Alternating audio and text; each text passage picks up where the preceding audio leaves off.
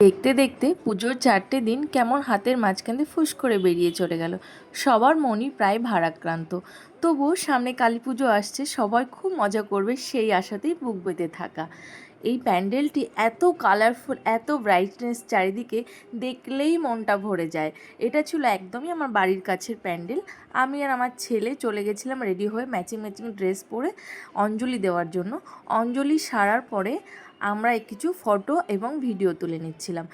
এদিকে আকাশবাবুর মুখ বড্ড ভার, সে প্রচণ্ড মুখ ভারী করে একদম সঙ্গে সঙ্গে যেন বৃষ্টি নামিয়ে দেবে এরকমই একটা ভাব। আমি এই ভিডিওটা করতে না করতে বৃষ্টি চলেও আসলো ঝমঝম করে।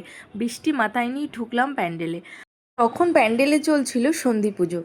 তো আমি ভাগ্যক্রমে সন্ধি পুজোটাও দেখতে পারলাম। আর এই যে ঢাকের আওয়াজ একদম মায়ের কাছ থেকে উপভোগ করা, সেটা যেন আলাদাই শান্তি। আসছে বছর আবার হবে।